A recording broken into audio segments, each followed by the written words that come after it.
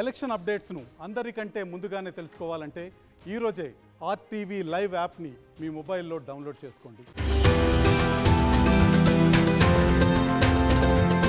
So ఎప్పట్లాగే మన కలియుగ దైవం వెంకటేశ్వర స్వామి దర్శనం చేసుకొని ఆశీస్సులు తీసుకొని వెళ్తున్నాను.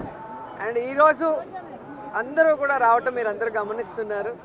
అండ్ June 4th రిజల్ట్స్ వస్తున్నాయి కాబట్టి ప్రజలు మీడియా అంతా కూడా చాలా ఆతృతగా ఎదురు చూస్తుంది.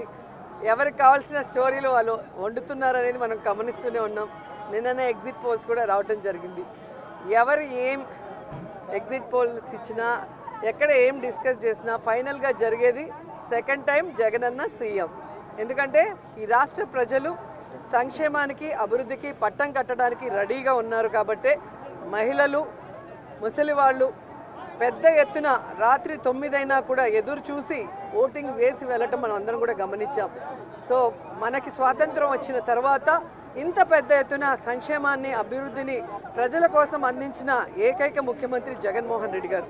రాష్ట్రం విడిపోయి నష్టాల్లో కష్టాల్లో ఉన్నా కూడా ప్రభుత్వ బాధ్యతగా ప్రజలకి మంచి చేయాలి, రాష్ట్రాన్ని అభివృద్ధి వైపుకు నడిపించాలి అని చిత్తశుద్ధితో పారదర్శక పరిపాలన అందించారు కాబట్టే ఈరోజు మేమంతా కూడా చాలా కాన్ఫిడెంట్గా ఉన్నామన్న విషయాన్ని మీ అందరికీ తెలియజేసుకుంటున్నాం.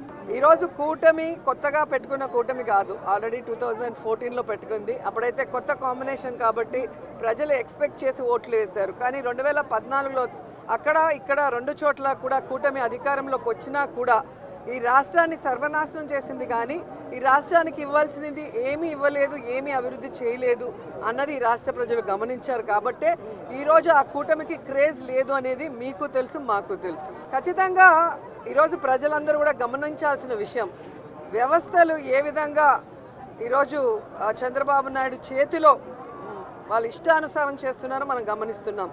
ఆ విషయాల్ని ఇష్టానుసారం ఎలక్షన్స్ అప్పుడు మార్చేయటం, అలాగే కేసులు పెట్టించడం వైఎస్ఆర్సీపీ నాయకుల మీద. ఇప్పుడు దేశంలో ఎక్కడా లేనటువంటి విధంగా కొత్త కొత్త రూల్స్తో పోస్టల్ బ్యాలెట్ని ఏ విధంగా వాళ్ళకి అనుకూలంగా మార్చుకోవాలన్న ప్రయత్నం చేస్తున్నారో మనం గమనిస్తున్నాం. అదే చెప్తున్నా కదా, ఎవరెన్ని దొంగ ఆటలాడినా ఎవరెన్ని వ్యవస్థలను మేనేజ్ చేసినా ప్రజల మనసులో ఉన్న జగన్ గారిని చంద్రబాబు నాయుడు కాదు కదా, ఆయన పుట్టించిన ఖర్జూరపు నాయుడు కూడా మేనేజ్ చేసి మార్చలేడని కూడా ఈ సందర్భంగా తెలియజేసుకుంటున్నాం. ఎన్నో త్యాగాలు, ఎన్నో కళ్ళతో సాధించుకున్నటువంటి తెలంగాణ రాష్ట్రాన్ని అవన్నీ ఒకసారి మళ్ళా గుర్తు చేసుకుని అభివృద్ధి పదంలో ముందుకు సాగాలని కోరుకుంటూ మరొకసారి శుభాకాంక్షలు.